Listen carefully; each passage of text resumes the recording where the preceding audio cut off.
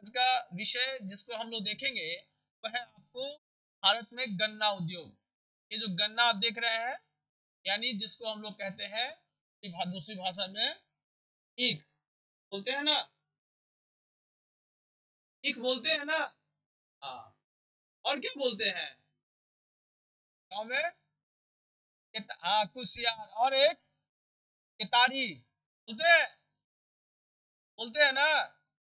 हाँ, एक कुशियार बोलते हैं, कुशियार। ठीक है, ये कॉमन भाषा है, ये जानना आवश्यक होता है। अपनी भाषा को नहीं छोड़ना चाहिए, नहीं छोड़ना चाहिए ना। तो ये आपका ईख हो गया, केतारी हो गया, कुशियार हो गया, जिसको ठीक ना। आज हम लोग समझेंगे गन्ना के विषय में, समझेंगे गन्ना की उपयोगिता क्या है, गन्ना का उत्पादन कैसे होता है, किन क्षेत्रों में उत्पादन होता है। हम सब इन विषयों को समझने का प्रयास करेंगे। सबसे पहले देख लीजिए, ये जो गन्ना के विषय में कहा जाता है कि गन्ना का उत्पादन सबसे पहले कहाँ हुआ, है ना। ऐसे आपको ये प्रशांत महासागर देख रहे हैं, इधर है, बाएं तरफ है प्रशांत महासागर, दाहिने तरफ भी है। तो प्रशांत महासागर का दक्षिणी भाग है ना, यानी दक्षिणी दक्षिणी प्रशांत महासागर,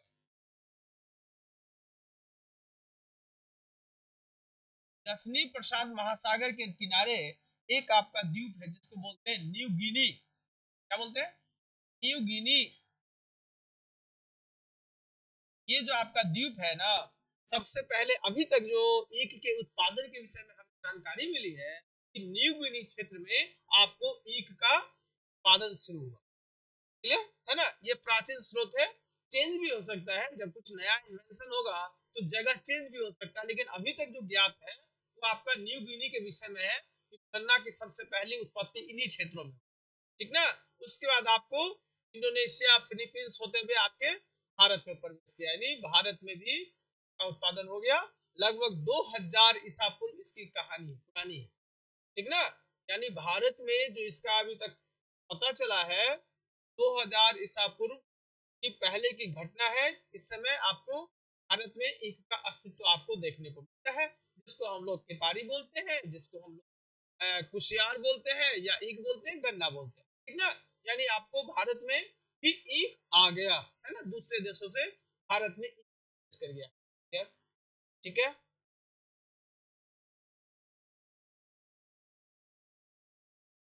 चलिए अब देखिए, जो ईख आप देख रहे हैं ना, अच्छी तरह से आप लोग जानते होंगे, ईख जो है आपको नकदी फसल है, साथ में रोपण कृषि का उदाहरण है ना। रोपण कृषि हमने आपको एग्जाम में हमने बताया था कि आपका रोपण है ना, रोपण कृषि, ये जो रोपण कृषि का पार्ट है गन्ना, कोई कंफ्यूजन नहीं। गन्ना जो है ना वो रोपण कृषि का पार्ट है, याद रखिएगा, रोपण कृषि गन्ना, ठीक है। और ये आपका गन्ना जो है वो आपको नगदी फसल भी कहा जाता है, नगदी फसल। नगदी फसल समझते हैं?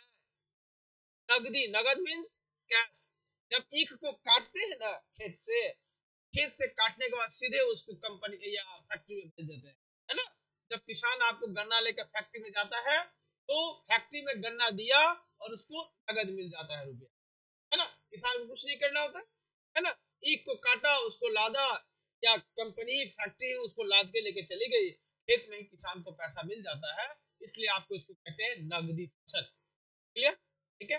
अब सबसे पहले देख लीजिए कि ये जो रोपण कृषि या जो गन्ना जो आप देख रहे हैं ना, ये गन्ना जो है आपका एक हमने कटिबंध बताया था, यानी गर्म कहाँ होता है, किस कटिबंध में? हाँ, उस कटिबंध एकदम ध्यान रखो, कौन चीज है। ये सब अगर भूल जाइएगा गड़बड़ हो जाएगा। उष्ण कटिबंध, यानी ये स्पष्ट हो गया कि गन्ना जो है वो उष्ण कटिबंध का फसल है, ठीक ना। गन्ना जो आप देख रहे हैं ना वो उष्ण कटिबंध का फसल है, यानी आपको ये गन्ना उष्ण है, इसका मतलब आपको गर्मी चाहिए गन्ना को, है ना, टेम्परेचर कुछ चाहिए। उष्ण कटिबंध जो आप देख रहे होंगे ना, आप लोग अच्छी तरह जानते हैं कि जो उष्ण कटिबंध आप देख रहे हैं ये आपका ये 0 डिग्री, अक्षांश है ना, ये आपका 23.5 डिग्री कर्क रेखा, ठीक है, और ये 23.5 डिग्री मकर रेखा। ये जो आप देख रहे हैं ना, इनके बीच का क्षेत्र जो है ये आपका है उष्णकटिबंध। क्लियर है, ठीक ना। यानी जो कर्क रेखा और मकर रेखा के बीच का जो क्षेत्र है ना, वो कर्क ये उष्णकटिबंध क्षेत्र है। तो स्वाभाविक है कि विश्व में ऊख का उत्पादन इन्हीं क्षेत्रों में होता होगा अधिकांश। क्लियर है ना। जब उष्णकटिबंध का क्षेत्र हम बोल रहे हैं, उष्णकटिबंध क्षेत्र का हम बोल रहे हैं, तो इसका मतलब ये हुआ कि इन्हीं क्षेत्रों में वर्ल्ड में आपको उष्णकटिबंधीय क्षेत्र में आपको इनकी खेती होगी। ये जो भारत आप देख रहे हैं ना, ये जो 23.5 डिग्री आप देख रहे हैं, तो यहाँ तो होता ही है, लेकिन आपका इस कर्क रेखा को पार करके भारत में भी आपको एक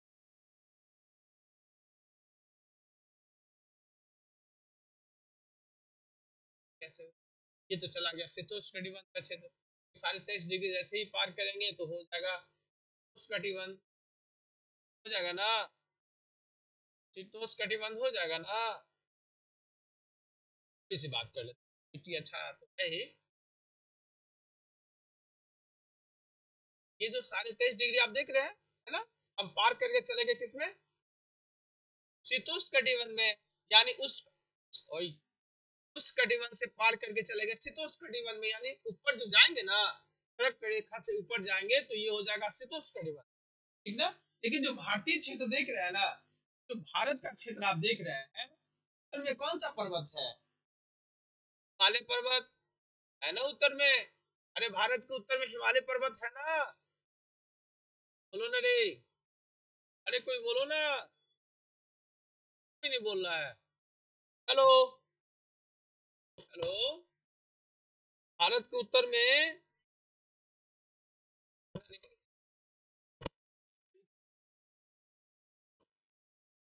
हेलो, आवाज आ रही है।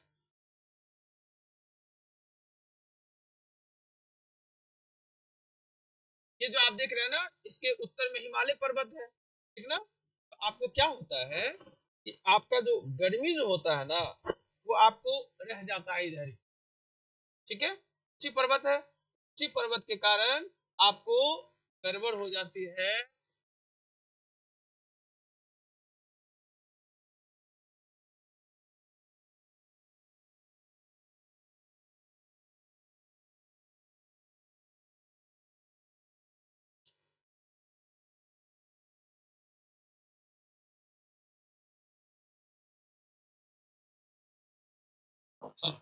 हेलो, आ रही है आवाज।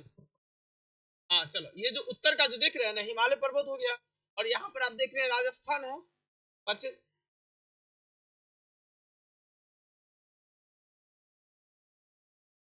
ये जो आप देख रहे हैं ना, उत्तर में हिमालय पर्वत है ना, और पश्चिम में राजस्थान है। तो राजस्थान में गर्मी ज्यादा रहती है ना, और हिमालय पर्वत के कारण आपको ठंडा वातावरण बहुत कम हो पाता है, ठीक ना। उधर की जो ठंडी हवाएं आती है भारतीय क्षेत्र में कम प्रवेश करती है।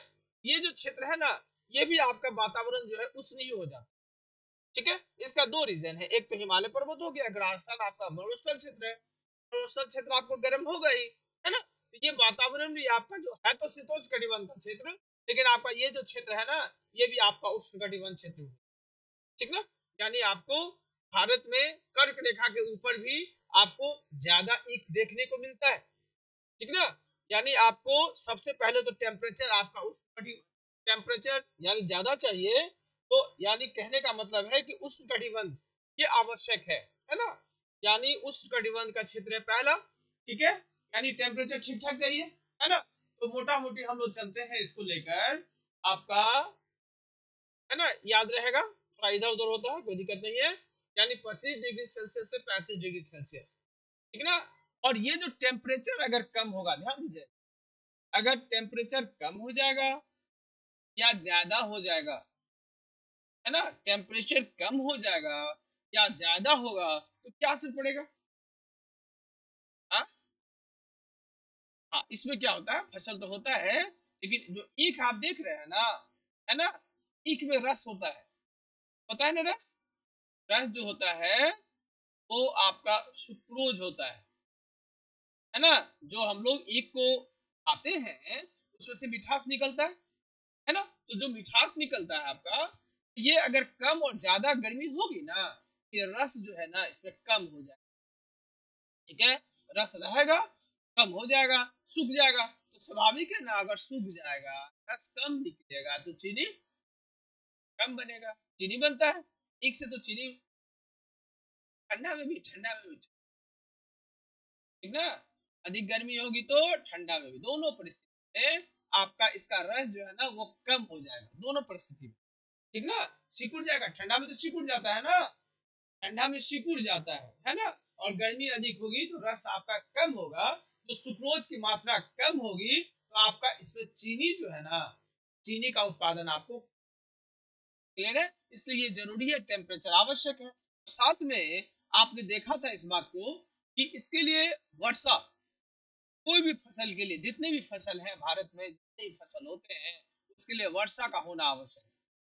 होना आवश्यक है ना, यानी सिंचाई का होना आवश्यक है। वर्षा मतलब हम सिंचाई की बात करते हैं, यानी वर्षा यानी सिंचाई, तो लगभग मोटा मोटी 100 सेंटीमीटर, याद रहेगा सिंपल, 100 सेंटीमीटर। ठीक ना, यानी आपको इसमें पानी की मात्रा, क्योंकि अच्छी तरह जानते हैं वर्षा को मापने की इकाई सेंटीमीटर है ना, कंफ्यूज नहीं होइएगा। वर्षा की मापने की इकाई, अरे बोल रहे सेंटीमीटर। हाँ, तो ये जो आपका इतना वर्षा होना चाहिए। और इसमें एक बड़ा इंपॉर्टेंट चीज है, ये बात समझ गए है ना। एक बड़ा इंपॉर्टेंट बात है, वो है आपका परिवहन। क्यों इंपॉर्टेंट है आप देख लीजिए। परिवहन इंपॉर्टेंट है ना। मान लिया जाए कि आपका खेत यहाँ है ना, और फैक्ट्री यहाँ है। ठीक है, फैक्ट्री यहाँ है। ठीक, अब इस पर इसको ट्रैक्टर से लोड करके ले गए, है ना। अगर परिवहन आपका जाने में यहाँ कठिन है, दूर होगा, ठीक ना, 1 घंटा अगर आपको, सॉरी 1 दिन से ज्यादा लगता है जाने में ना। जब ईख की कटाई हो जाती है ना, ईख की जो कटाई हो जाती है, 24 घंटा के अंदर उसको पेड़ लेना चाहिए। पेड़ ना समझते हैं, मतलब उसको रस उसका निकाल लेना चाहिए। ठीक ना। लेकिन क्या होता है कि अगर दूरी अगर होगा ना, 24 घंटा अगर जैसे ही पार कर जाएगा, उसमें से आपका रस जो है वो कम होना शुरू हो जाए, सूखना शुरू हो जाए। ठीक ना। तो परिवहन भी आपका इंपॉर्टेंट है ना, क्योंकि जहां एक ईख का उत्पादन होता है, उस उत्पादन के पश्चात आपको जो है जगह पर जाने के लिए कम समय होना चाहिए। इसलिए अधिकांश आप देखिएगा, जहां ईख का उत्पादन होता है ना, वहीं आपको फैक्ट्री हो। ठीक है, तो इसके लिए परिवहन, हाँ हाँ, परिवहन इंपॉर्टेंट है। जैसे कि एकदम सिंपल आप देख लीजिए ना, कि जैसे कि आपका 100 किलो अगर ईख है ना, 100 किलो अगर ईख है, उससे 9 से 12 किलो चीनी बनता है। 9 से 12 किलोग्राम, है ना, एवरेज 10 किलोग्राम रख ले, है ना। अगर 100 किलो ईख हम ले जाते हैं और मशीन में उसको फैक्ट्री में डालने के पश्चात, उससे एवरेज आपको 10 किलो चीनी आपको मिलेगा। 9 से 12 का एवरेज मोटा मोटी 10 हम कह सकते हैं, याद रखने के लिए, है ना। ये तो आपका, इसका परिवहन आसान होगा कि इसका परिवहन आसान होगा?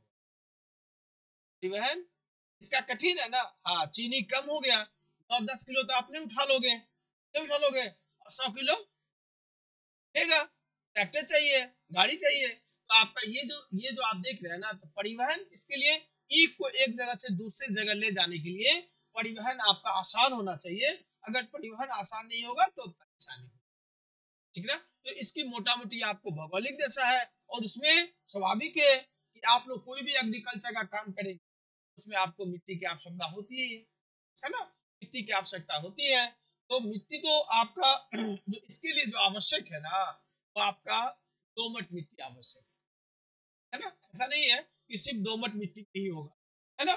जैसे आपको काली मिट्टी देख रहे हैं ना, काली मिट्टी में भी एक होता है, क्योंकि महाराष्ट्र कर्नाटक में जाएंगे ना, अगर ये इस तरह की मिट्टी मिलती है, तो काली मिट्टी भी एक होती है। इसमें इसमें आपका चूना का मात्रा होता है।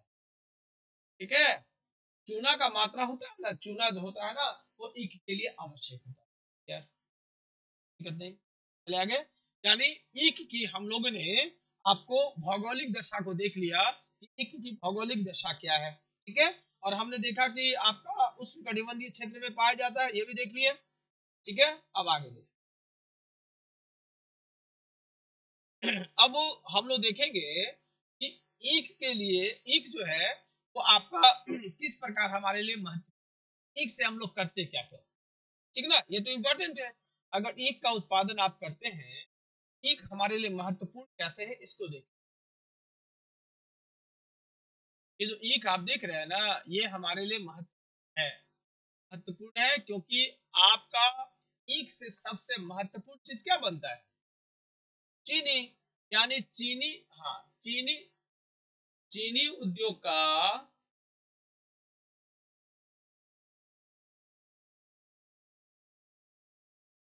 चीनी उद्योग का कच्चा पदार्थ है ईख, है ना। तो भारत में आपको सबसे अधिक जो कृषि पर आधारित उद्योग है, यानी भारत में सबसे अधिक कृषि पर जो आधारित उद्योग है वो कौन सा है, चीनी पर, सॉरी, कृषि पर आधारित जो उद्योग है ना वो नंबर 1 पर कौन सा है, इसका कच्चा पदार्थ एग्रीकल्चर से प्राप्त होता है, कपास। ये जो कपास आप देख रहे हैं ना, सूती वस्त्र बनता है, ये जो सूती वस्त्र आप देखते हैं ना, ये नंबर 1 पर है। एग्रीकल्चर से संबंधित उद्योग जो नंबर 1 पर उद्योग है उसका नाम है कपास, नंबर 1 पर, याद रखिएगा। नंबर 1 पर कपास है और सेकंड में आता है आपका ईख, ठीक है, जिसको हम लोग चीनी उद्योग बोलते हैं। इसमें इसकी आवश्यकता चीनी उद्योग में होती है ना। यानी कपास नंबर 1 पर है और ईख आपका दूसरे नंबर पर। याद रखिएगा, बड़ा इंपॉर्टेंट क्वेश्चन है फॉर एग्जामिनेशन कंपटीशन, आपके एग्जामिनेशन में पूछ सकता है, लेकिन कंपटीशन के लिए बहुत मोस्ट इंपॉर्टेंट है आपका कि एग्रीकल्चर पर आधारित जो सबसे बड़ा उद्योग भारत में है कौन सा है, कौन सा है, कपास। जी जी, सेकंड में ईख, है ना। फर्स्ट आप कपास रखिएगा, सेकंड में आप ईख रखिए, ठीक है। यानी दूसरा आपका ये क्षेत्र है जो आपका एग्रीकल्चर पर डिपेंड उद्योग है। पहला हो गया, पहला हो गया कपास, दूसरा, चलो अब देखो वो, अब हम लोग देखते हैं कि आपका इसकी उपयोगिता क्या है ना। अगर आप चीनी उद्योग ईख जो आप कर रहे हैं, ईख की उपयोगिता क्या है, ये भी तो इम्पोर्टेंट बात है ना। अगर उपयोगिता नहीं होगी हमारे लिए संसाधन नहीं होगा, है ना। संसाधन तो तभी होगा जब हमारे लिए उपयोगी होगा। जब मानव के लिए उपयोगी होगा तो संसाधन होगा, मानव के लिए उपयोगी नहीं होगा तो नहीं होगा, क्लियर है। तो ये आपका उपयोगिता क्या है, सबसे पहले तो आपने देख लिया कि हमारे जीवन में मिठास भले लाता ना लाता हो, लेकिन हमारे पेय पदार्थ में मिठास लाता है, ठीक ना। यानी पेय पदार्थ में जो पेय पीते हैं या जो हम लोग मिठाई खाते हैं उसमें चीनी की आवश्यकता होती है, ये तो क्लियर है ना। और चीनी जो बनता है वो मुख्यतः आपको ईख से बनता है, चुकंदर से भी बनता है ना। चीनी चुकंदर से भी बनता है, लेकिन सबसे ज्यादा ईख से बनता है ना। चीनी, हाँ चीनी का मुख्यतः, हाँ चुकंदर का, हाँ हाँ बता रहे हैं, चलो ना इसकी बात आगे करेंगे, पहले आप लोग ये पर आते हैं, इसकी भी चर्चा, है ना। कल ध्यान रखिएगा कि चीनी, चुकंदर से भी चीनी बनता है, ठीक ना, इसको ध्यान रखिएगा कैसे बनता है उसके बाद में बात, ठीक है। तो आपका सबसे इंपॉर्टेंट तो हो गया कि चीनी हमारे लिए इंपॉर्टेंट है ना। चीनी तो बनता ही बनता है। आप देखिए जो ईख आप देख रहे हैं ना, ईख का रस पिए है, ईख का रस पिए हो, और ईख का रस जब आप किसी दुकान पर ईख का रस पीने जाते हैं तो उसका डंठल निकलता है ना डंठल। चलो डंठल जो आपका पेरा के जो निकल जाता है ना, ये जो पेड़ा के डंठल निकलता है, अगर इसको हम लोग सुखा दें, इस चीज में काम जलावन में काम आएगा। क्लियर है ना? यानी ईंधन के रूप में हम लोग इसका उपयोग करते हैं। ठीक है, ईंधन के रूप में उपयोग करते हैं। ठीक है, तो फर्स्ट जो आप ईख देख रहे हैं ना, एक तो हम लोग चीनी में इसकी उपयोगिता देख लिया, दूसरा हमने ईंधन के रूप में देख लिया। फ्रेंड समझ रहे हैं?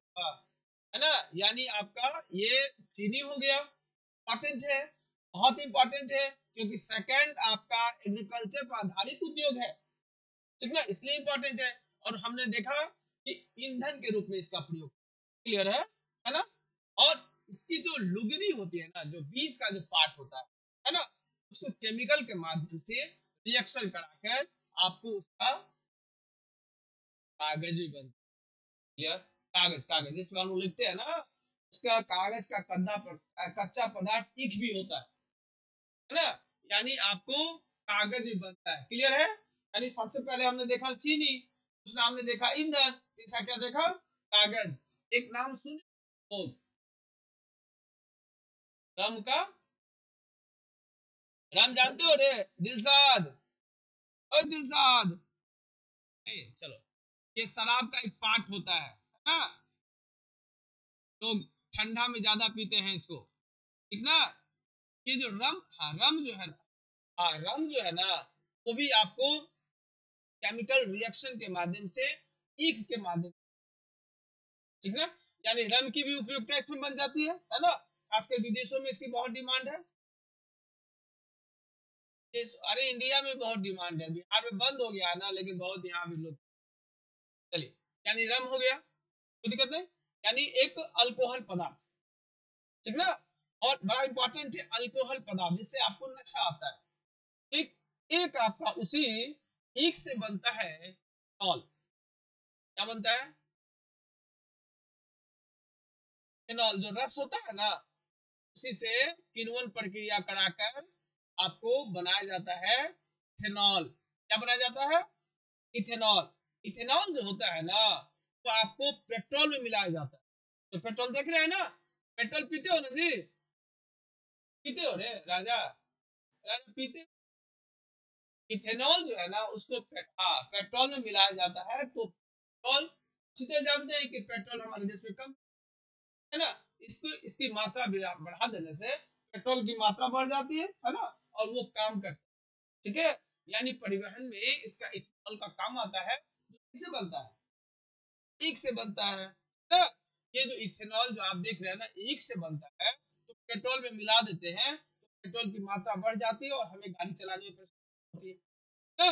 यानी आपका पेट्रोल का विकल्प आपको तैयार किया जाए, विकास किया जाए। अब घर भी बन सकता है, घर का छप्पर भी बन सकता है, गांव में बन सकता है। जो आपका ईख जो हो गया, उसका जो पत्ता होता है ना, उसको आप छप्पर के रूप में भी बना सकते हो। क्लियर है? यानी आपने देखा कि हम ईख की उपयोगिता किन किन क्षेत्रों में कर सकते हैं। सबसे इंपॉर्टेंट तो हो गया वो, है ना, चीनी हो गया, है ना? उसके बाद आप देख रहे हैं कि इथेनॉल बनता है ना? उसके बाद आप देखते हैं कि रम बनता है, उसके बाद देखते हैं कागज बनता है, उसके बाद देखते हैं ईंधन के रूप में उपयोग होता है, उसके बाद देखते हैं कि घर बनाने में, ग्रामीण सेक्टर में, गांव में आपको छप्पर के रूप में इसका। क्लियर? कोई दिक्कत नहीं, आगे चले, समझ गए?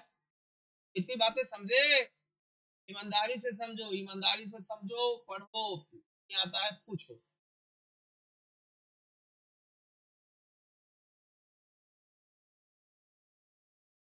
अब एक बात आ गई, एक हमारी बच्ची ने पूछा, चुकंदर चीनी कैसे बनता है? यानी चीनी के दो स्रोत हैं चीनी बनाने के ना। एक हो गया जिसको हम लोग गन्ना कहते हैं, एक कहते हैं चुकंदर। खाए हैं, है ना, लाल लाल टाइप का होता है। चुकंदर को अगर पीसेंगे तो रस निकलेगा, निकलेगा। और इसमें आपको सुक्रोज की मात्रा इसमें भी, ठीक है, और इसमें भी गुन्ना में भी सुक्रोज की मात्रा होती है ना? तो इसको टेक्निक रूप से हम बना सकते हैं, मतलब मशीन में इसको डालकर चीनी में इसको परिवर्तित कर लेंगे। जब यूरोप की हम लोग बात करते हैं, यूरोप महादेश, यूरोप महादेश देखते हैं ना, ये किस कटिबंध में पड़ता है?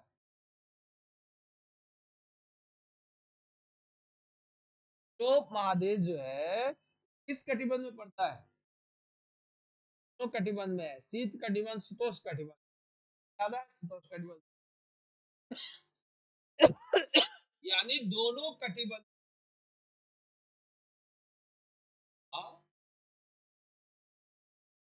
शीतोष्ण कटिबंध और ऊपर है आपका शीत कटिबंध है। ये जो देख रहे हैं ना, शीतोष्ण और शीत कटिबंध, शीत मतलब क्या होता है? ठंडा, है ना। तो यहाँ गन्ना का उत्पादन नहीं होगा, नहीं होगा, क्योंकि एक का उत्पादन आपको उष्ण कटिबंध में होता है ना, आपका ये कटिबंध में नहीं होगा। आपको यहाँ चुकंदर से, यानी यूरोप महादेश में खासकर दो कंट्रीज में अग्रणी है, जर्मनी और फ्रांस, है ना। जर्मनी और फ्रांस इसमें अग्रणी है, जो आपको चुकंदर से चीनी बनाते हैं, ठीक ना। विकल्प तो तैयार होगा ना, जैसे पेट्रोल का विकल्प हम देख रहे हैं इथेनॉल के रूप में, ठीक ना। तो विकल्प जरूरी है, कोशिश किया जा रहा है कि पानी से गाड़ी चले, पानी में जो ऊर्जा होती है उसको कैसे कन्वर्ट करें कि पेट्रोल का काम है, ठीक ना। सब वैज्ञानिक सोच चल रहा है, और कभी ना कभी वो, है ना, कभी ना कभी जाएगा, है ना, चल रहा है वैज्ञानिक। तो दो आपका स्रोत ना, एक तो हो गया गन्ना और दूसरा हो गया चुकंदर, ठीक ना। तो गन्ना और चुकंदर जो आप देख रहे हैं ना, तो गन्ना और चुकंदर के माध्यम से और यूरोप महादेश में एक उत्पादन नहीं होता है, क्योंकि ऑलरेडी शीतोष्ण कटिबंध और शीत क्षेत्र है ना। तो आज चुकंदर से आपको गन्ना एक बना चीनी बनाया जाता है, ठीक ना। आपके भारत में भी आपको चुकंदर से बनाने का मशीन बना हुआ है, उद्योग बना हुआ है, मतलब इंडस्ट्री है ना। जब राजस्थान नाम सुने, राजस्थान का एक जगह है बड़ा फेमस है, गंगानगर, राजस्थान के पास सटा हुआ है ना। राजस्थान के गंगानगर में चुकंदर से चीनी बनाने का क्लियर, है ना। अगर आपसे कहा जाए चुकंदर से चीनी भारत में बनता है, क्या जवाब देंगे? राजस्थान के गंगानगर, हाँ, राजस्थान के गंगानगर में आपको चुकंदर से चीनी बनता है ना। तो चीनी भारत में कैसे आया, भारत में आपका इसका उत्पादन कहाँ से शुरू हुआ, विश्व में सबसे पहले उत्पादन कहाँ हुआ, इक की दशा क्या है, इक का आपका भौगोलिक दशा और इक की उपयोगिता क्या, हम लोग चले आगे, ठीक ना।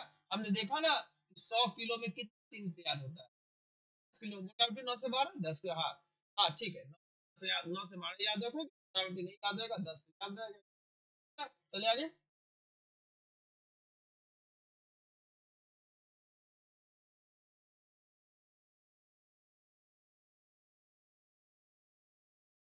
अब देखो ये, अब भारत में, है ना, आपके इंडिया में, क्योंकि जब ईख का उत्पादन हो रहा है, के लिए उत्पादन के लिए चीनी बनना होगा ना।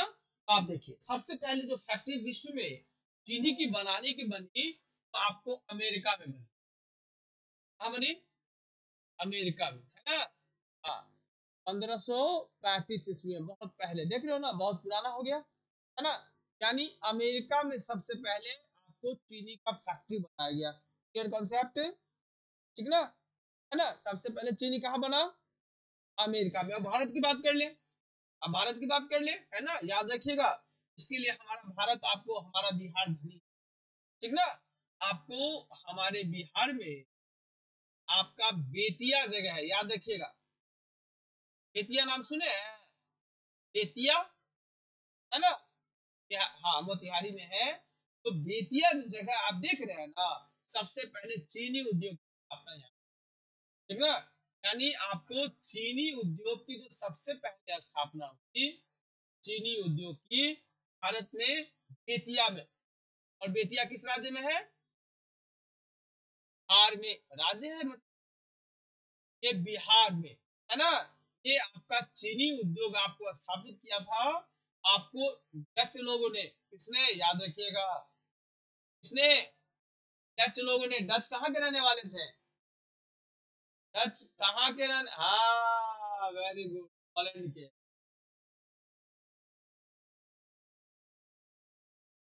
चलिए, जो डच आप देख रहे हैं ना, ये रहने वाले हैं हॉलैंड, जो कंट्री है ना, हॉलैंड, है ना, इस हॉलैंड के रहने वाले डच लोग हैं। उन्होंने सबसे पहले आपको हमारे देश में बिहार के राज्य में बेतिया में सबसे पहले स्थापना की और चीनी उद्योग की स्थापना हुई, लेकिन आपको ये असफल रहा। क्या रहा? सफल। क्वेश्चन पूछेगा, है ना। सबसे पहले भारत में चीनी उद्योग स्थापित किसने की? कहाँ के लोगों ने? डच के लोगों ने। यानी आपको डच के लोग भारत में लाया ताकि आपको चीनी बन सके, है ना।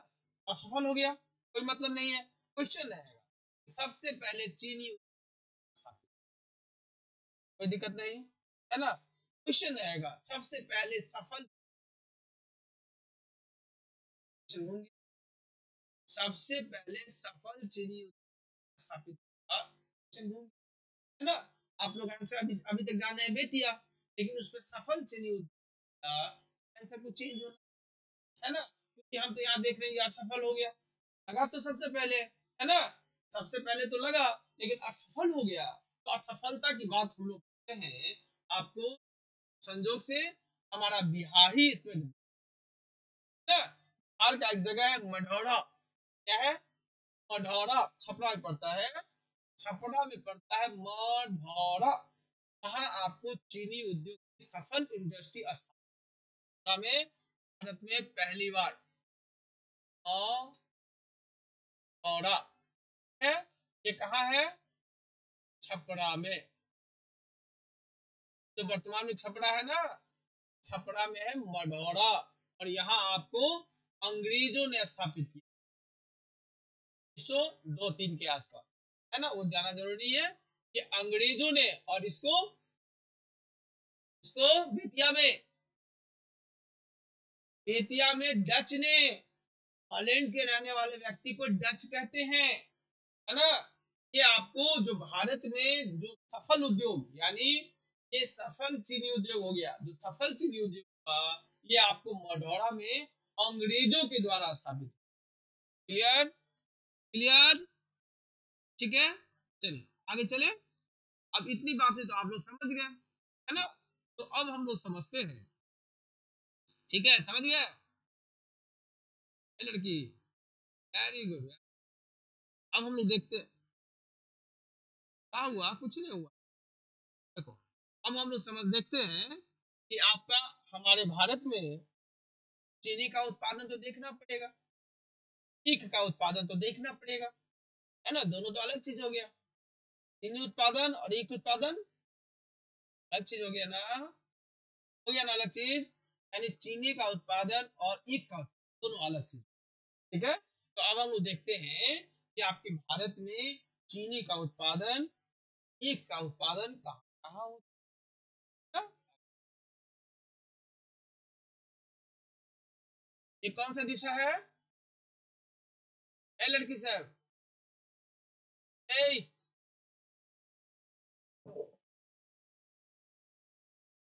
ये उत्तर हो गया, ये ये ये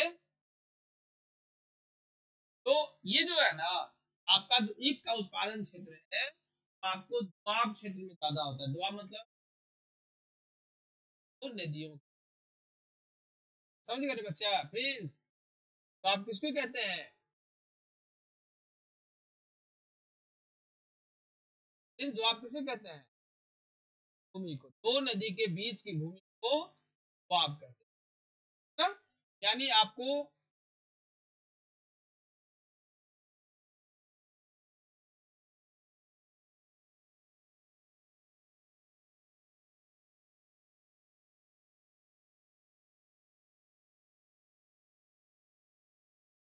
हाँ,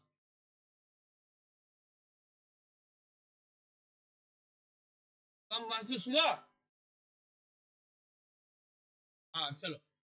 हाँ, ये जो उत्तर जो देख रहे हैं ना, आइए यहाँ भूकंप कीजिए।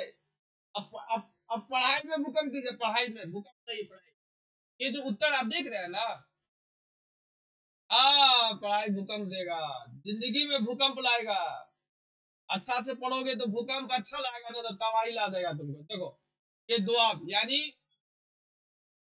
हाँ हाँ हाँ, ये देखो ये जो क्षेत्र आप देख रहे हैं ना, ये जो क्षेत्र है गंगा नदी का क्षेत्र है ना, ये जो देख रहे हैं गंगा नदी का क्षेत्र है। और यहाँ आपका यमुना एक नदी है ना, यमुना नदी। इस गंगा और यमुना नदी के बीच का क्षेत्र दोआब हो गया है ना। इन क्षेत्रों में उत्पादन आपको ज्यादा होता है। ठीक है, तो आपका जो वातावरण जो सबसे आपका ईख के लिए हम लोग देखते हैं ना, सबसे पहले ईख देखेंगे और तब उसके बाद चीन। ईख के लिए जो आपका सबसे अधिक वातावरण बनता है तो आपका यहाँ पर है उत्तर प्रदेश है। क्या है? उत्तर प्रदेश, यानी ईख के उत्पादन में सबसे नंबर नंबर वन पर है आपको उत्तर प्रदेश। कौन है? यूपी। सबसे अच्छे, चीनी से गुड़ भी बनता है, पता है ना? बताना भूल गए थे। हाँ हाँ हाँ, वो ईख भी बनता है, इंपॉर्टेंट है। यानी सबसे इंपॉर्टेंट है उत्तर प्रदेश। ठीक है, अब इधर चले आते हैं। यहाँ पर आपका है सेकंड में आपका महाराष्ट्र, एमपी। महाराष्ट्र मध्य प्रदेश, एमपी महाराष्ट्र। ठीक ना, यानी हम ईख की उत्पादन के विषय में बात करें, चेंज कर देंगे है ना। ईख का उत्पादन में उत्तर प्रदेश नंबर वन पर है। क्या नंबर वन पर? Second, second Maharashtra. और यहाँ पर है आपका, यहाँ पर है आपका कर्नाटक। क्या, यानी तीन राज्य आपको ईख के उत्पादन में फेमस है। फर्स्ट, दूसरा, तीसरा। हाँ, यानी आपको कर्नाटक, फर्स्ट उत्तर प्रदेश, दूसरा महाराष्ट्र, तीसरा आपको कर्नाटक। ये आपको ईख के उत्पादन में नंबर वन पर है। ठीक ना। अब चीनी के उत्पादन में हम कहेंगे ना, जहां मिल ज्यादा होगा वहां चीनी होगा ना ज्यादा उत्पादन, है ना। ये महाराष्ट्र में आपको मिल ज्यादा है, चीनी का उत्पादन होगा ज्यादा, है ना। चीनी के हाँ, चीनी के उत्पादन में जब हम लोग बात करेंगे ना, चीनी के उत्पादन में चला आएगा आपको नंबर, है ना। यानी चीनी के उत्पादन में नंबर वन पर चला आएगा महाराष्ट्र, उसके बाद चला आएगा आपको उत्तर प्रदेश, मध्य प्रदेश कहाँ बताए गए हैं? महाराष्ट्र, महाराष्ट्र नंबर वन पर, सेकंड उत्तर प्रदेश। थोड़ा सा देखिए इसको, ये हाँ एक जो हो गया ना, इसका हो गया यूपी, महाराष्ट्र और ये हो गया एक क्यू, है ना। जब यहाँ से चेंज आता है चीनी क्यू, ये थोड़ा सा चेंज कर दो, इसको ऊपर कर दो, इसको नीचे, है ना। नंबर पर आएगा महाराष्ट्र, दूसरा पी, तीसरा कर्नाटक, है ना। और ये जो महत्वपूर्ण राज्य है, इसके साथ साथ और भी राज्यों में होता है, आगे भी होता है, झारखंड महाराष्ट्र में तो होता ही है, कर्नाटक है, असम, ये आपका, ये तीन ईख में और तीन आपको चीनी में, याद रखिएगा, है ना।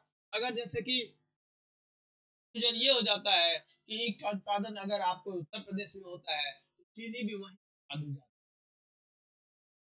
होगा ना, कंफ्यूजन होता है ना। लेकिन आप ध्यान रखिएगा कि ईख जो है वो उत्तर प्रदेश में ज्यादा होता है, और लेकिन चीनी का उत्पादन महाराष्ट्र में ज्यादा। क्लियर है ना। एक शब्द आया है, उसको बताना, आप समझ गए मेरी बात को, है ना। और एक शब्द आया है को बोलते हैं चीनी का कटोरा।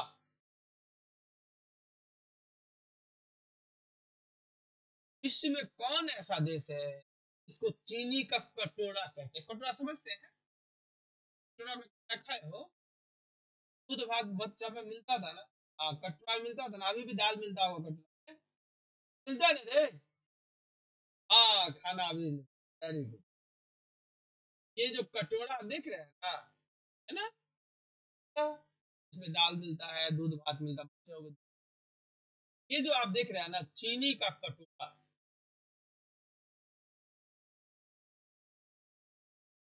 कटोरा समझ गए? यानी कटोरा में कोई चीज देते हैं तो सिमटा है ना। विश्व में चीनी का कटोरा जो है ना, एक एग्जाम्पल दिया जाता है जहाँ उत्पादन सघन होता है, ज्यादा होता है, उसको कटोरा की संज्ञा है। विश्व में एक देश है क्यूबा, हम सुने क्यूबा, है ना। ये आपको इसको चीनी का कटोरा कहते हैं विश्व में, याद रखिएगा, है ना। चीनी का कटोरा का मतलब था कि उसमें सिमटा हुआ सघन, सघन समझते हैं ना, सघन, सघन मिला हुआ, है ना। हाँ, ये जो सघन जो है ना, ये क्यूबा में होता है। यानी चीनी का कटोरा जो है वो क्यूबा को कहते हैं, विश्व में चीनी का कटोरा क्यूबा, ठीक है। तो चीनी उद्योग में आपको ये पढ़ना था। एक और देख लीजिए, सबसे हम लोग चर्चा हम लोग कर गए चीनी उद्योग में कुछ बात मत कर। चीनी उद्योग में आपको सबसे इंपॉर्टेंट समस्या क्या होती है?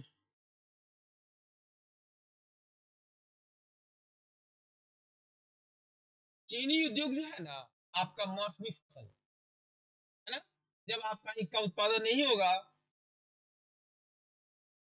समझा ना, जब ईख का उत्पादन नहीं होगा, आपका फैक्ट्री जो है वो बंद हो जाएगा। यानी ये मौसमी फसल होता है, तो हमेशा है, लेकिन लगता है ना समय तैयार होने में, है ना। उष्ण कटिबंधीय क्षेत्र में ये सदाबहार फसल हमेशा होता है, लेकिन आपको तैयार होने में समय लगेगा, है ना। तो आपका एक समस्या है क्या कि अगर आपके पास कच्चा पदार्थ नहीं होगा, फैक्ट्री है, अगर उसका कच्चा पदार्थ नहीं होगा,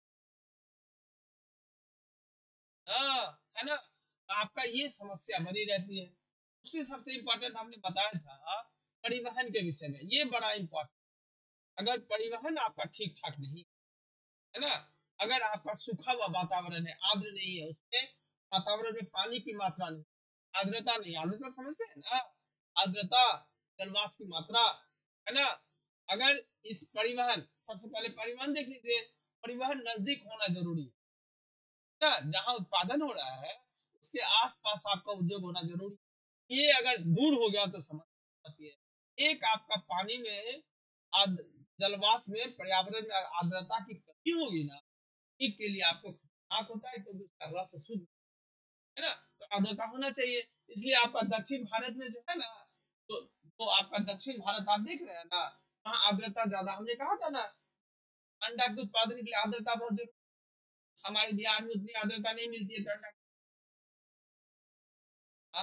उसी प्रकार आपका चीनी, दक्षिण भारत में आर्द्रता की मात्रा ज्यादा रहती है, तो दक्षिण भारत में ज्यादा रस होता है ना।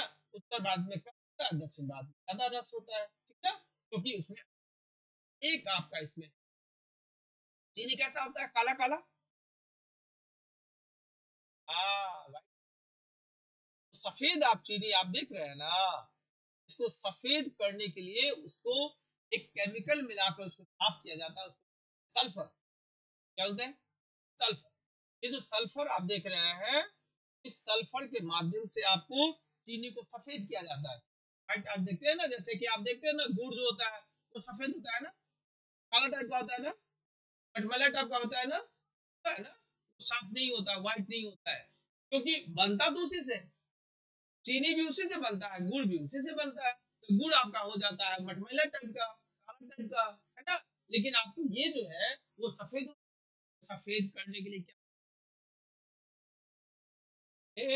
क्वेश्चन एग्जामिनेशन में होगा, चीनी को सफेद करने के लिए क्या मिला है, सल्फर, है ना नहीं। ए फजल, फजल, सल्फर, सल्फर से का क्या काम है, सल्फर का क्या काम है, हाँ, किसको, किसको,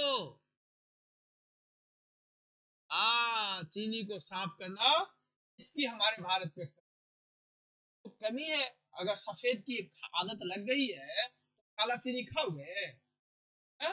ये आपका सल्फर जो कमी है, तो इसको हम लोग को आयात करना, है ना समस्या, है ना।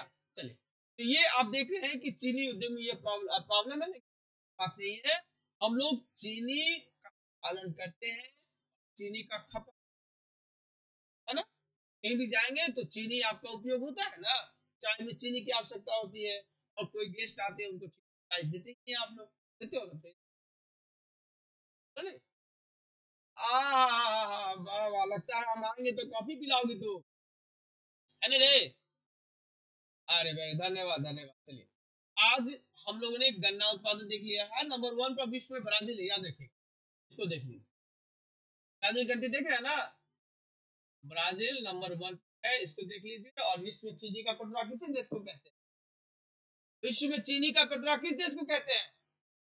क्यूबा, क्यूबा ना, क्यूबा को कहते हैं। और उत्पादन आपको ये ब्राजील सबसे ज्यादा विश्व में करता है ना। भारत के साथ में प्रतिस्पर्धा करता है, लेकिन भारत अधिक इसका उपभोक्ता है। हमने कहा था ना, चाय का उत्पादन करते हैं, भारत चाय का उत्पादक है ना। भारत चाय का सबसे बड़ा उत्पादक और सबसे बड़ा उपभोक्ता, यानी जब दोनों शब्द का लगा रहेगा ना, तो चीनी ये चाय हो जाएगा, भारत हो जाएगा, है ना। और सिंगल विश्व में सबसे ज्यादा चाय का क्वेश्चन को ऐसे ट्विस्ट करता है एग्जामिनेशन में, बारीकी से नहीं देखेंगे तो आप, है ना। और आप क्या कहिएगा कि मेरा आंसर सही है, हम 100 में 90 बनाए हैं, हर पढ़ाइएगा तो कितना हो जाएगा? 70। सबको जरूरी है, अभी से पकड़ है, अभी से क्वेश्चन का आईक्यू डेवलप करना है, तभी आपको जिंदगी, और आप लोगों का भविष्य आधार है, यही से आप लोग। और ईमानदारी बड़ी जरूरी है, पढ़ाई में ईमानदारी बहुत जरूरी है, और कोई शॉर्टकट रास्ता नहीं है। बार बार बोल रहे हैं कि आपके जीवन का सफलता का एकमात्र मूल मंत्र है भाई, पढ़ो पढ़ो पढ़ो, और मेहनत करो मेहनत करो मेहनत करो, और मेहनत कीजिए, और पढ़ते जितना है नया चीज, उससे ज्यादा रिवीजन कीजिए। रिवीजन नहीं करोगे, कॉन्फिडेंस नहीं बढ़ेगा, और कॉन्फिडेंस नहीं बढ़ेगा तो सफलता नहीं। सफल होना चाहते हैं ना, हाँ तो कॉन्फिडेंस बढ़ाइए। चलिए, मिलते हैं कल फिर, ठीक है। Very good very good, good good good. लगता है सर आज आप क्लास में